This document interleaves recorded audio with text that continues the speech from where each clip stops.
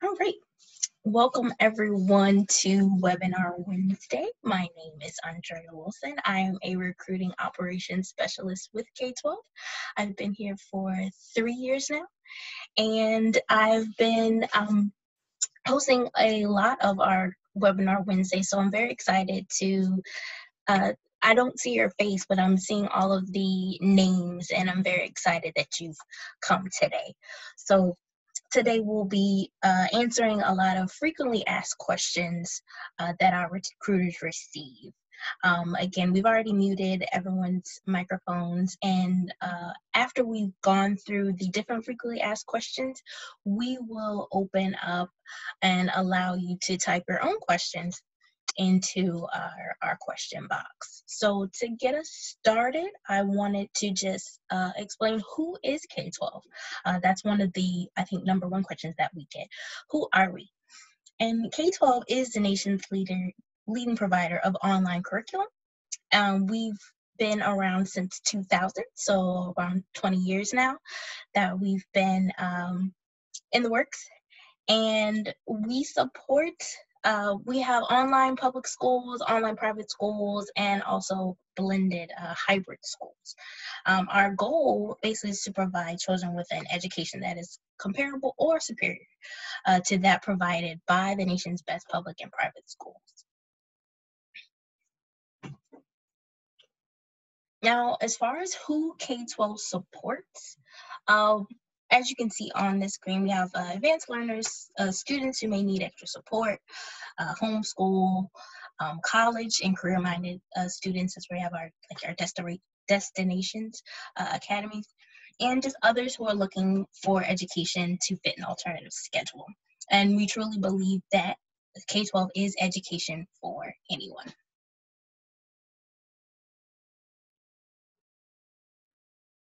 Now, I just wanted to show you how does online learning work. So all of our teachers are state certified and thoroughly trained. We've trained over 5,000 plus teachers, and just allowing them leverage to our latest educational technologies. All of our classes are taught online. And teachers and parents primarily communicate through email or phone to discuss students' progress. So the recruiters that will be helping me as far as answer questions that we frequently have are Robin Anderson, we have Mikhail Jackson, and Susan Lowmiller.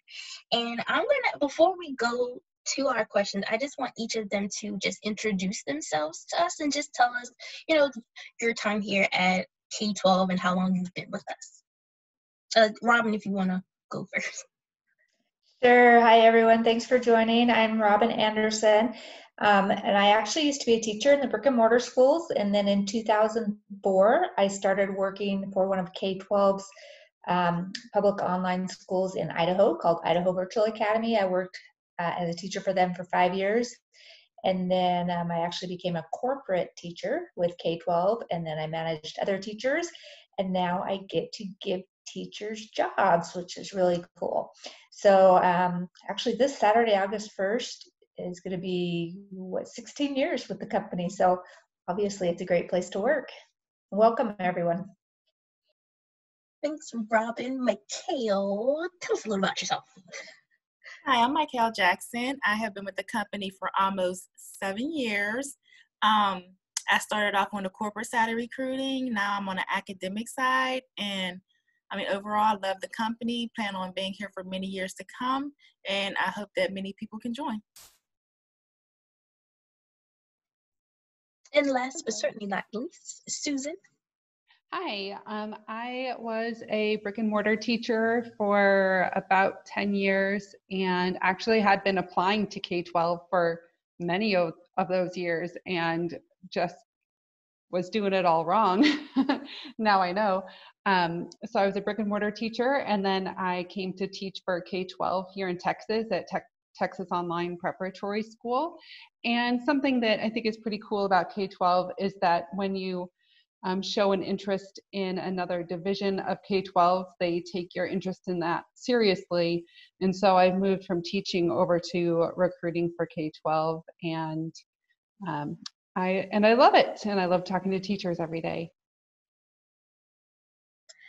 Thank you, ladies.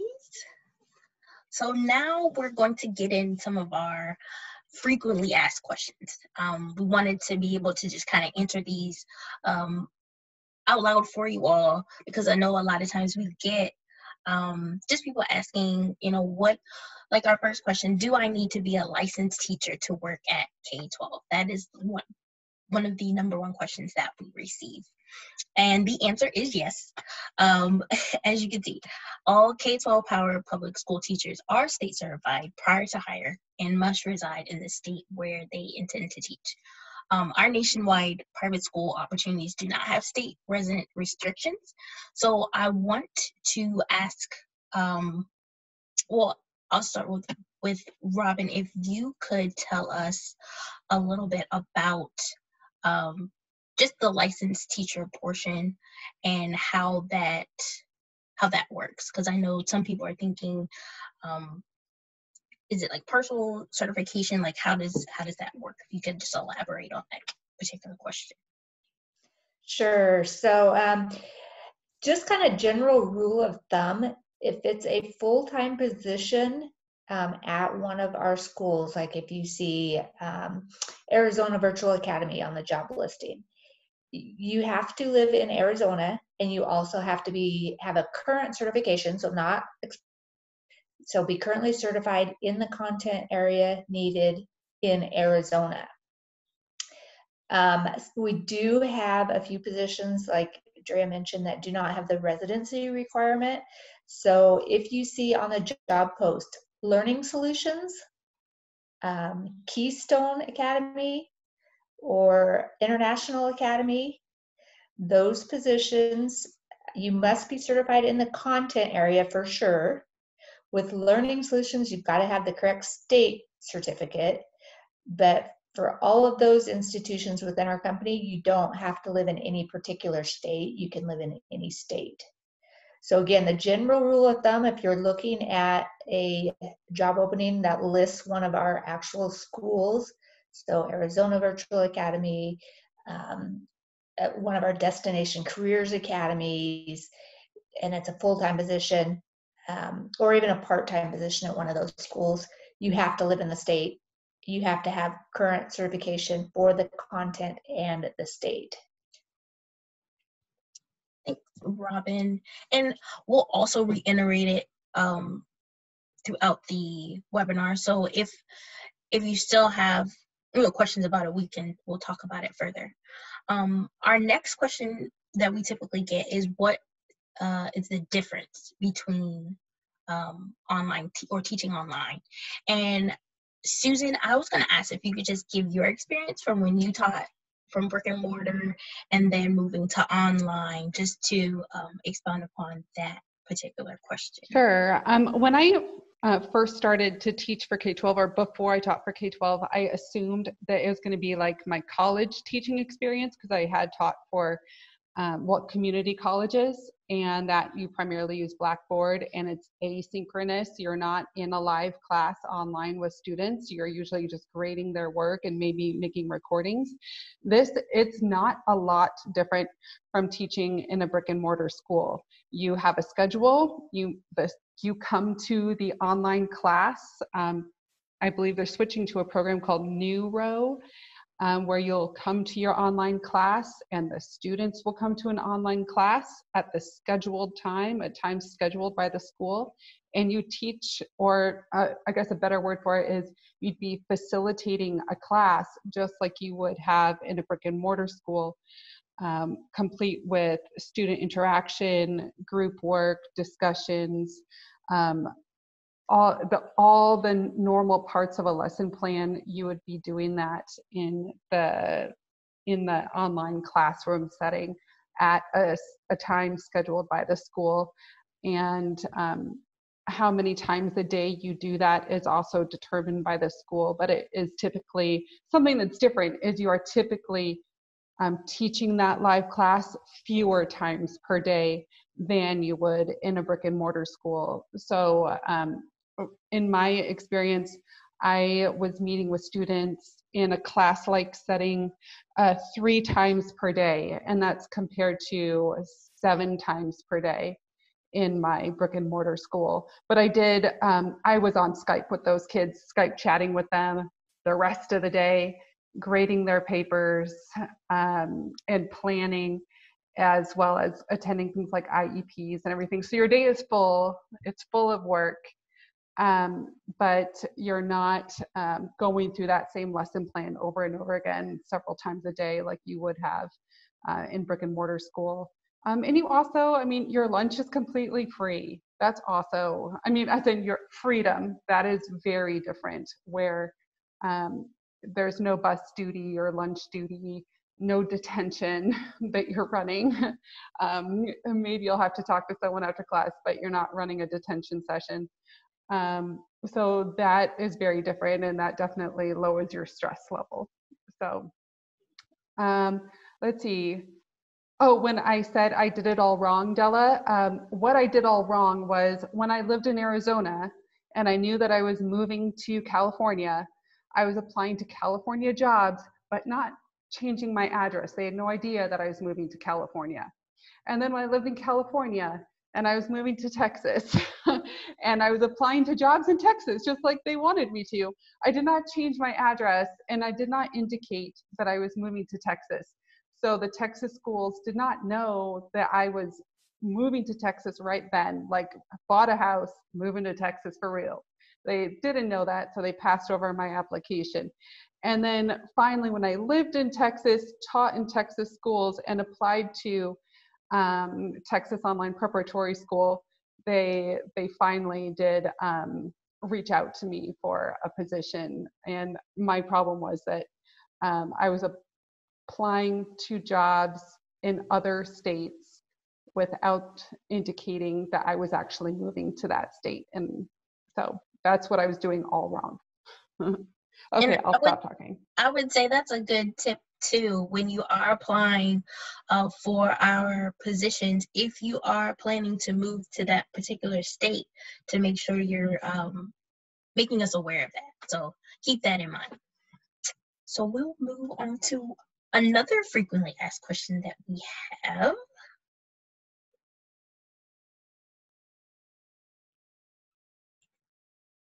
One second.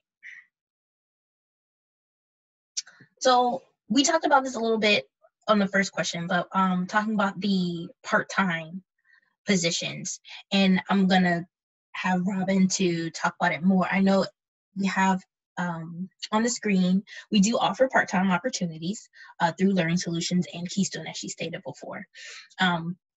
So if Robin, if you could just explain more on the part-time positions again. Sure. So every now and then our schools also will offer part-time positions, but they're kind of few and far between. So the Learning Solutions and Keystones divisions offer most of the positions that they post are part-time, and they are generally contractor positions, which means that it's not salaried, you're actually paid hourly, and the number of hours you work is determined by your student load, which is never guaranteed. So those positions are kind of, people love them for a variety of things. They like them because it's a chance for them to just kind of experience what being an online teacher is like without having to, do it full time with that first stab at it, I guess you could say. They get to test the waters a little bit. Those part-time positions are also wonderful stepping stones if you want to work for us full-time and you're having a hard time getting one of our full-time positions.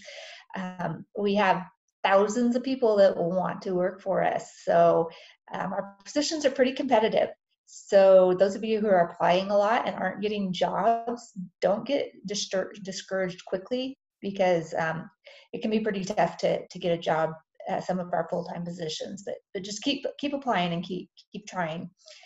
And then also, like I said, that most of our part-time positions are going to be contractor, so hours are not guaranteed. So that means that your paycheck may not always be the same every week, every other week.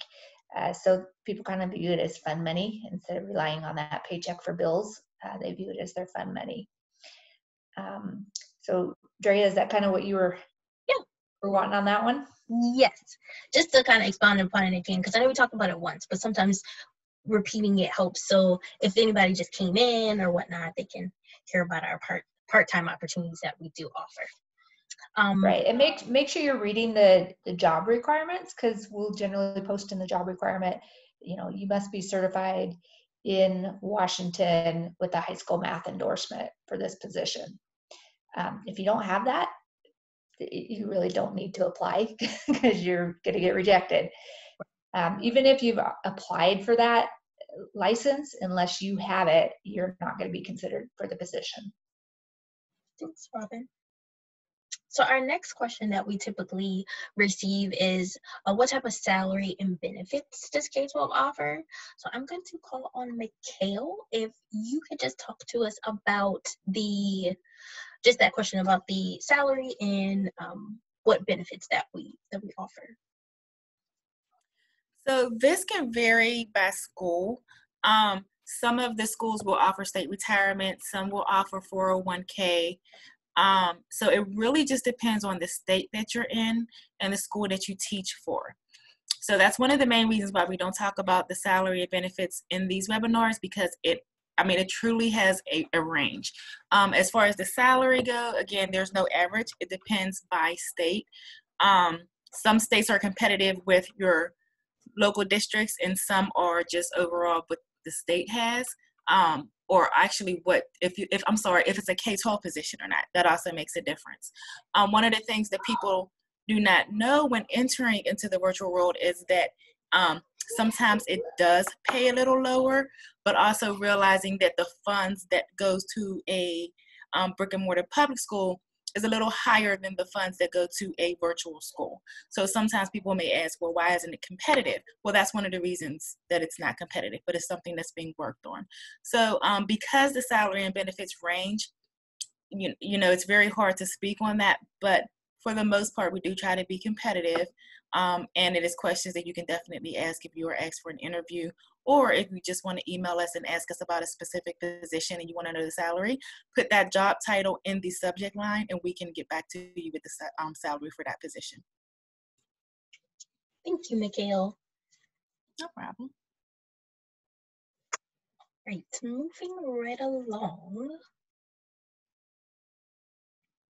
So the next question that we typically get is, when will I hear if I'm selected? And if I want to be considered for multiple positions, do I need to apply for each? Now, I've included a hiring process. So we'll go to that after we answer these as well, just so you can see what happens after you apply. But as far as when will I hear if I'm selected? Susan, if you would like to talk more on that question. I feel like I'm saying 4 to 6 weeks is pretty safe, although I have had some outliers this summer, because if let's say a hiring manager created an elementary position and it only had one opening on that position, and they filled it, but right before they filled it, they opened another one for 3 more positions. We don't want to send no thank you emails to all those people that applied for the first position, because the hiring manager can still see all those and is still considering all those people then for the second elementary position. And then some of the predicament we're getting into now is they're opening 3rd and 4th of those same positions. And so we're choosing not to send the no thank you email until they've filled all of those positions, because the hiring managers are looking back at those people that applied 2 months ago. Now, you will not have to, I know the no thank you emails, you shouldn't have to complete 2 of the hire views. So the next step after you apply would be to potentially complete a a recorded interview that varies by position type. So if you are a teacher that's applied to several teaching positions, you might only be sent one, you should really only be sent one recorded interview. And then we can keep using that one recorded interview for all of your other teaching positions that you applied to that summer. So just so you know that. I'm not sure if there's anything else to cover on that. I think that gets it. And we'll move to what I put next is just a diagram of the hiring process, just so you can see like what she was describing. So you're applying to the career site, your recruiter reviews your application, and when she was referring to HireVue is our platform that we use for interviewing. So just as I'm speaking to you all over the camera, this is how you would do your on-demand interview. They'll have preset questions that you will answer, and you record your answers. And then once you complete that, then it moves to the hiring manager to evaluate your on-demand interview. And then that, if they move forward, then the applicant receives an invite for either a phone, a virtual, or a face-to-face. And I know now that a lot of us are working from home, a lot of the interviews that we're doing are either phone or virtual at this time. And then once you've completed that interview, if they decide to hire you, then you will be receiving a call to receive an offer, which is extended. So we wanted to also just put it in a diagram form so you can kind of see what the hiring process looks like. So a lot of times when we do get questions, I apply, where am I, or here's the process that you're seeing. So it kind of gives you a better view of the time frame. And again, we do have a lot of people that we are hiring for across multiple states.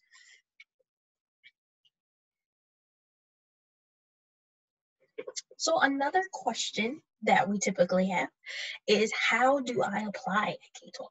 And you can do so by going onto our website, which is www.k12.com/careers. And when you're on our site, scroll down and you will see two categories. You'll see one for teacher jobs and you'll see one for corporate jobs. Once you click on, let's say, the school jobs, you'll be able to search by state, by the position.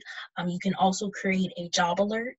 So if you are in New Mexico, since we currently have positions that we're trying to fill in New Mexico, you can set an alert for that state, and as new positions become available, you'll be able to see what becomes new, because we do add positions frequently.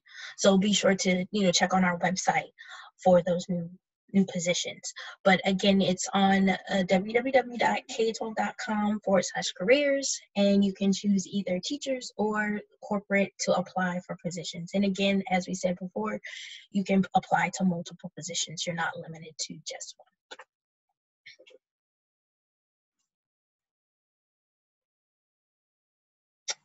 Great. Moving forward.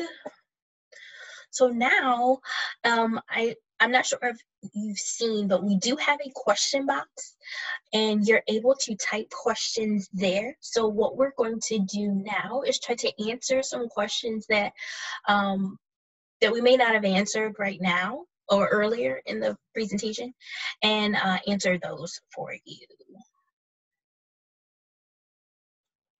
Now, Okay, I got a couple ready to go. Go ahead. There are a couple of people asking about the HireVue video interviews, what that looks like, and especially the teacher interviews portion as well, lesson plan. Does anybody can jump on and talk a little bit about, can you hear me? I was reading off to the side. I'm so sorry. Can you repeat that question? Yeah. There are a couple of people asking, what is the HireVue recorded video like? What happens when you do that? And what are you looking for?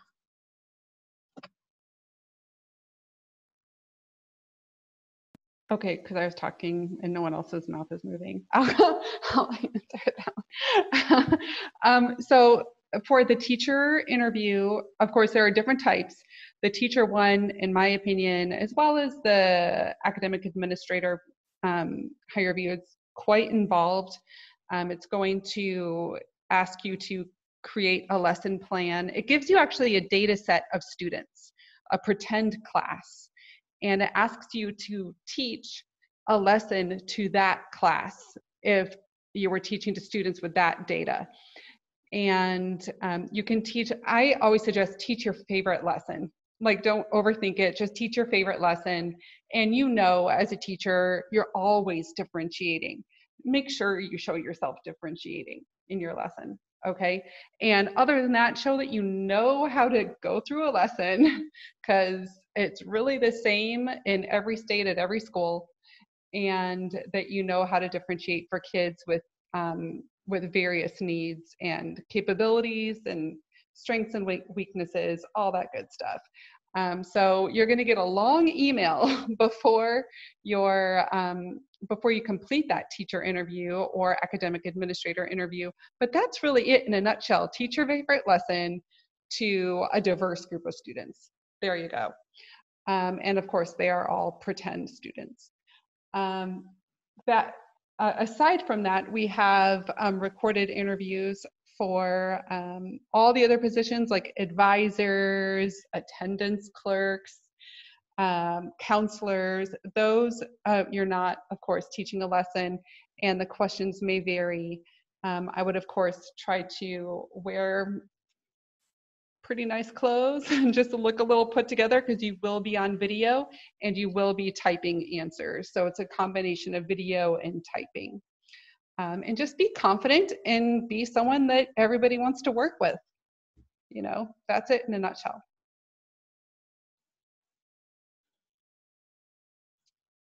Right. And thanks everyone for the questions. I see a lot of them. Here's a good one. If I've applied to many positions and have no idea what salary to put and may be putting it too high, how can we gauge this? What should I do? Robin, I saw you nodding, so I'm going to pass it to you.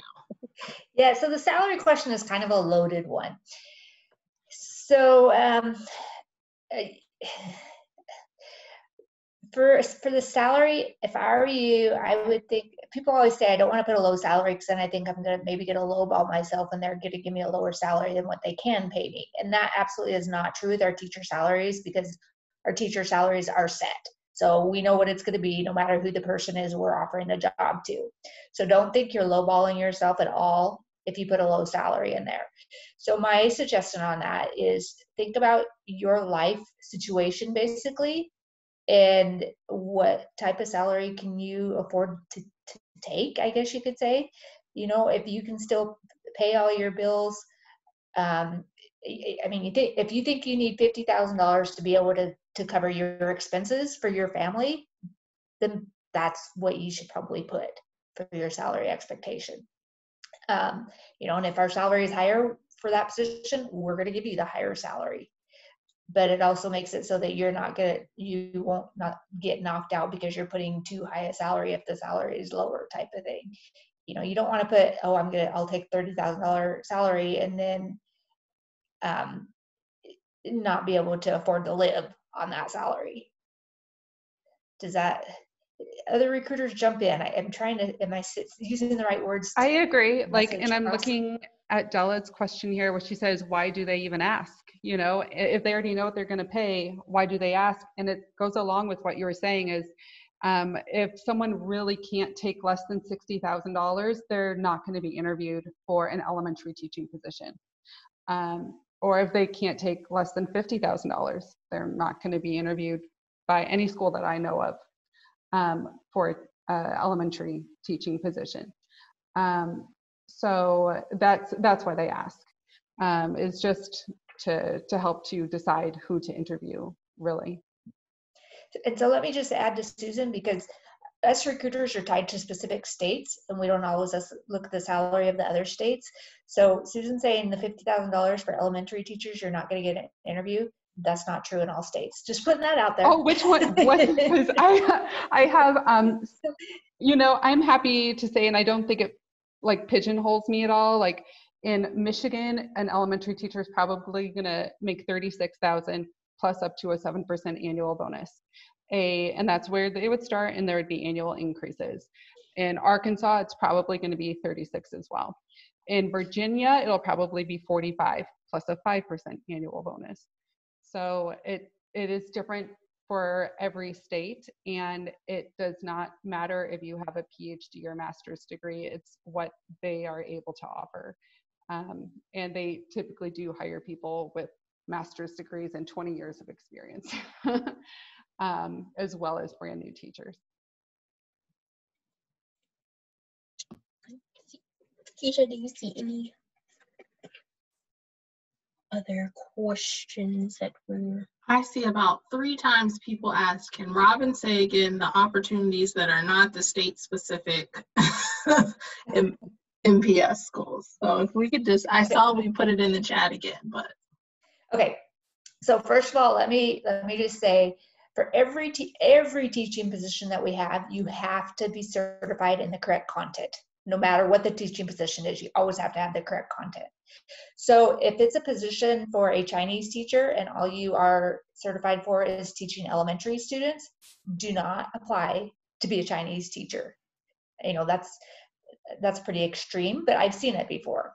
Okay, next, our International Academy and our Keystone School. You can be certified in any state. It does not matter what state you're certified in. You just have to have the content right. And you can also live in any state for Keystone and International Academy. International Academy positions are fairly rare, and we get tons of people applying to them. Keystone, you'll see pretty often. So that's the key word. For any state cert will work. It just has to have the right content. Learning Solutions, you have to have the right content and the right state on your certificate. So if it has Learning Solutions in the job description and it is for a South Carolina high school math teacher, you have to be certified in South Carolina to teach high school math. But you can live in any state. So you can live in Idaho and have that job. And while I'm talking, about 15 minutes ago, I noticed someone asked about New Mexico schools. Yes, we have a new school opening up in New Mexico this year. Students are starting on, I believe, the 19th of August, and we are crazy busy trying to get that school staffed right now.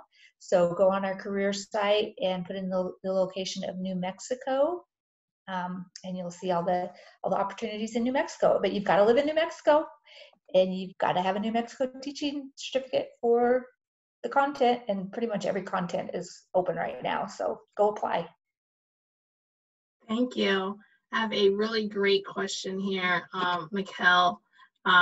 If we have not gotten the rejection email, are we still in the running? Should we get our hopes up? Well, do note that the rejection email will come at the end once someone is hired for the position. Always keep your hopes up. You never know if you're going to get the call to interview. It's really hard. As someone mentioned, we get a lot of applications. So, you know, the 2 to 3 weeks or even 3 to 4 weeks can seem like an, you know, extended amount of time.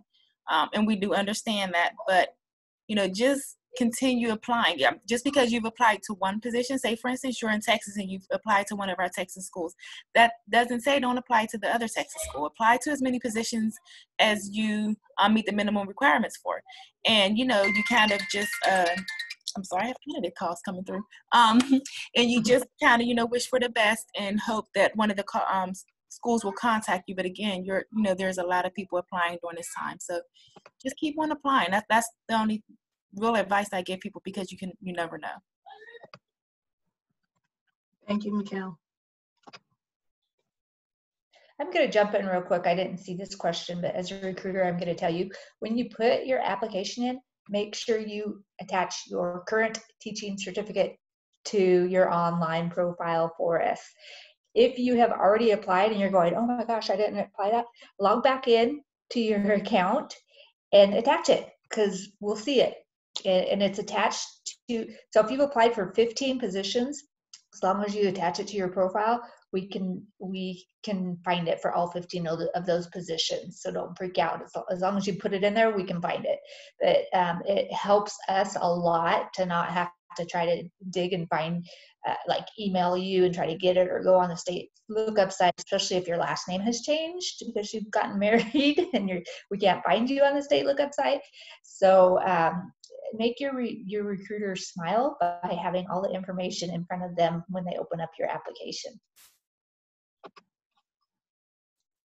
And while folks are still answering questions, I wanted to make this poll, which again, since we're using this new our Zoom webinar, we want to have different ways that we can interact and also find out like who's in our audience. So you can still continue to type your questions. I'm just going to launch this poll for you all to complete. It's basically asking for those that are teachers or interested in teaching positions.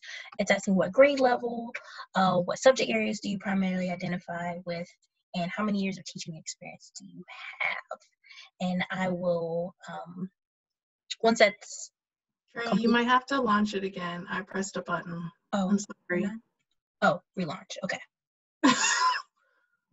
There we go. But still continue to type in your questions. But I forgot to do that at the beginning. But I just want to see, you know, we have quite a few people in here. So I want to see who's in the room.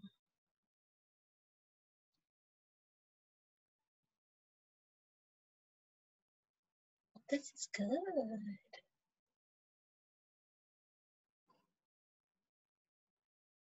And then I think once I end it, then we'll be able to see the results.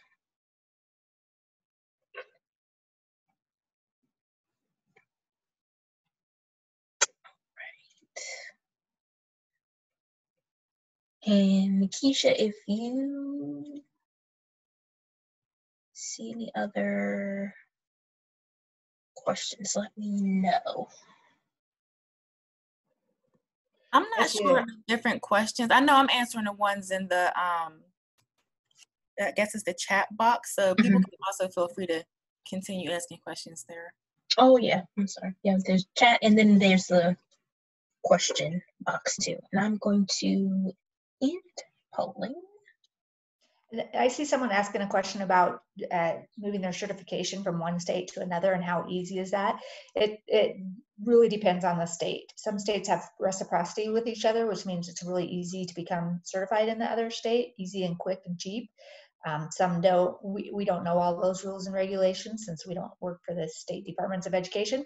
So you would just need to contact the state department for the state that you want to become certified in, and go through it that way and ask them about the process. I understand why they're asking that, because a lot of school districts have like an HR person at that district to help people with their certification and moving certifications. But we cover so many, like as one recruiter, we cover so many different schools in many different states. And so we do not help with moving a person's certification around. That being said, an operations manager at the school is usually helpful, but that's once you've been hired already. Thank you guys for fitting yourselves into one box with this poll. I do see some pieces about people who work in multiple subjects because they're in elementary and have done multiple grade levels. It was just a chance to kind of learn a little bit more about where everybody is. And it looks like we've got some even splits here. And we have about 30% K through 2, 34% 3 through 5, 36% 6 through 8. We have a lot of language arts teachers, but again, I know it was saying that it was 1, so thank you. Do you see Dion's question in there about the Teachers of Tomorrow position? That was something we were talking about in our meeting yesterday, which is that that's not actually a position. So it's an agreement that we have with Teachers of Tomorrow, and if you look in there, in the description of it, it asks you to apply to our other positions. So of course, a lot of people applied to the Teachers of Tomorrow position, but it's essentially an invitation to apply to our other posted teaching positions. So please do that.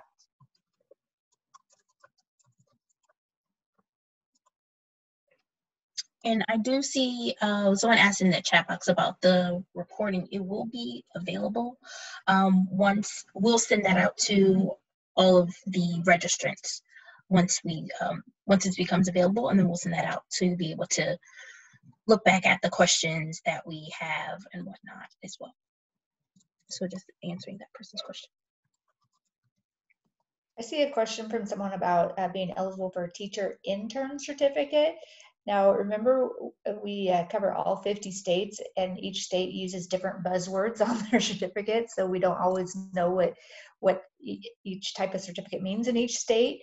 I would suspect that you would probably not be eligible until you have your full teaching certificate. But I can't say for sure because I don't know the rules of your state and what that actually means for your state.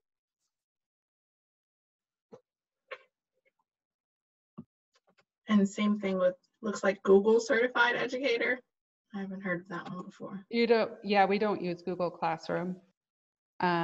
So a lot of public schools, like the school that I taught at, I mean, we are a public school, but brick and mortar schools, they use Google Classroom. And so that's definitely a great thing. I mean, to us, we're interested in it. It shows that you're probably really good at computers and learning new computer programs. And we use an entirely different system that makes no sense right at first and is very scary. And then by the end of your month of training, you're an absolute wizard at it. But it's very different from Google. Deborah asked a good question about what the school calendar, do we look like brick and mortar schools as far as start dates, summer breaks, winter breaks? Yeah, so for the positions that are associated with our schools, again, the Cyber Academy of South Carolina, the Michigan Virtual Charter School, if you see that on the job post, yes, it will follow a traditional brick and mortar type of school schedule calendar. Let's go back to learning solutions, the ones that are the contractor positions that you can live in any state. Those teachers are generally working year-round. Of course, during the summer, they're not going to be working as much, but that entity in our company is very open to supporting clients in whatever need they have. So they offer courses year-round.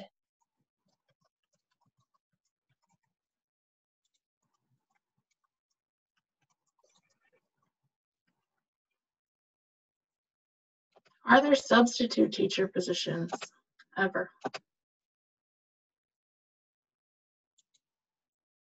I'll answer. We do have substitute positions that become available, especially throughout the school year as people need to take leave. We do post them in some, but for most of the schools, we may do it through an agency. So if we do choose to have it through an agency, we will contact you and let you know if you've applied to the position. But we do have substitute teaching positions throughout the year. And some will go full-time depending on the need.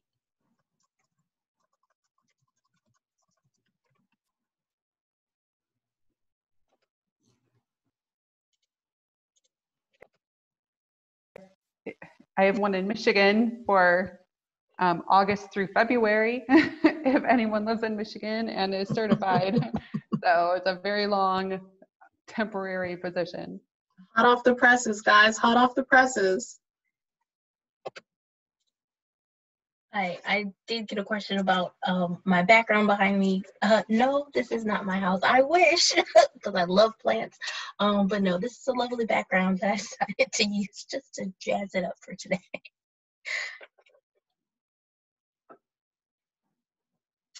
It has gotten quieter in our chat. So we do have a few minutes left. Some of these questions,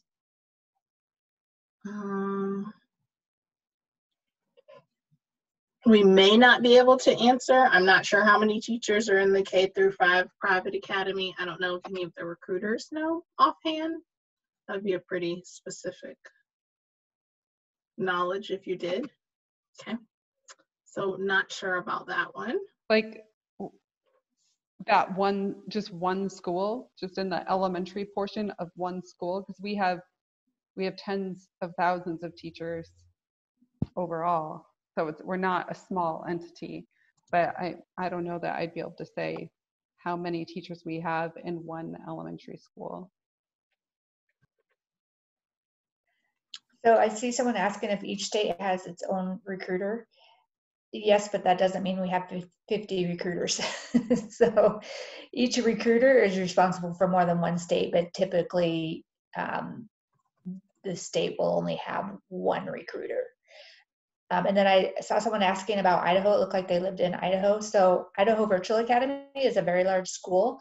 However, we as K-12 recruiters do not do the recruiting and the hiring for Idaho Virtual Academy. They take care of themselves in that way. So you'll want to go to the actual Idaho Virtual Academy website, and they have a link on there for if you're interested in a career with them, and they have a different application process that's separate from our K12.com/careers website. Susan, there's a question here from Deanna. What does school look like for the student? Do they do work online in addition to synchronous learning? How many days a week do they attend each class? Okay, I did not see that question, but it is, school for the student is every day, and they will likely be done with their classes. So my experience is high school. So I taught for a Texas Online Preparatory School, which is high school. And so I'm not entirely sure about elementary, but for my high school students, they had classes scheduled all morning. And so they'd go from math to biology to my class to social studies, and then they'd have lunch, and then we had tutoring at 1 p.m. and they could go in and out of tutoring offices online. And then if they, depending on how they were scoring, they might be invited to like a half-hour afternoon session, let's say at like 2 or 2:30 for a half hour. Say they fell into a data group, like they were struggling with something, some standard, state standard, they'd be invited to a, we never quite use this word, but a remediation group for that one state standard. And then they would have the rest of the day to work on their work or go to, we had clubs and that sort of thing. So they might be in an afternoon club. So it was about 4.5 hours a day online, live with a teacher. Thank you. And are teachers evaluated like in a traditional classroom session? They are. They're evaluated in exactly the same way. The administrator comes in and they're just a name in your class as opposed to a scary face in the back of the classroom. So they show up as a name in the class, and you can still definitely tell your students, like, everyone say hello to Miss Nelson. Miss Nelson is here. And let them know to be on their best behavior as well. And they always obliged. And you also will have a coach who comes into your class once a week or grabs your recording like once a week. And then you meet with that coach once a week or once every 2 weeks about your teaching style, and if you feel as though you're achieving your goals as a teacher. And that was golden. So you're formally evaluated and you are constantly informally evaluated. And your coach is is between you and your coach. It doesn't go to your administrator. And while I'm seeing that the chat's kind of slowing down, I wanted to mention, if you have not already, please follow us. Oh, well, you can't see it because of my background. But at K12 Careers, we are on Instagram, Facebook, and Twitter. So please be sure to follow us if you have not done so. We post a lot of our different events that we have going on. We'll feature new schools that open up, and we have a featured job that we promote on Fridays as well, just so we can show you different positions that are available. But again, I want to let you know to follow us at K12 Careers on either Instagram, Facebook, or Twitter. It's my shameless plug. I want to add another thing. In full transparency, because I've seen this happen before,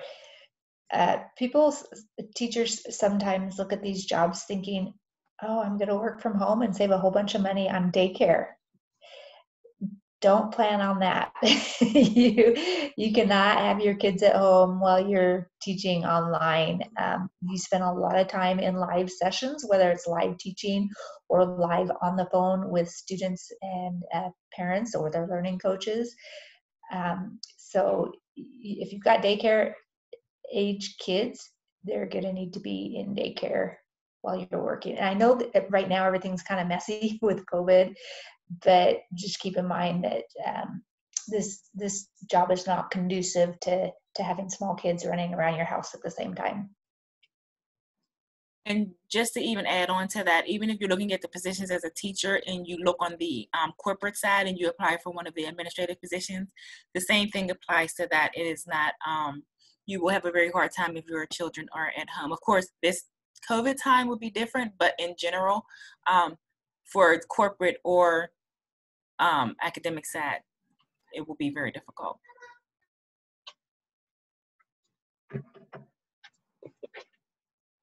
And again, we put up our slide just to remind you if you are interested in applying to a position with us, please go to our website as we have listed. It's www.k12.com/careers.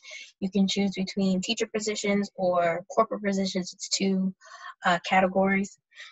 We also post the different events that we have going on that you can check on our page as well. But go to our website to apply for our positions. You can also include job alerts by a different, if you're in a certain state and you want to see what new positions that we put out, which we frequently are adding new positions, I would say daily.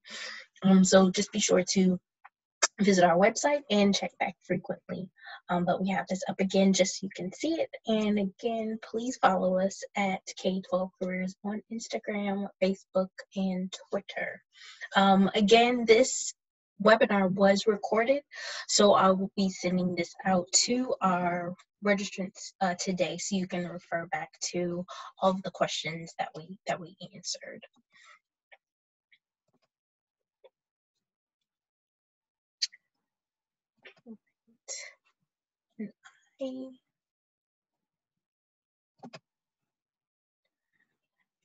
Make sure. Keisha, was there anything else? No, thank you.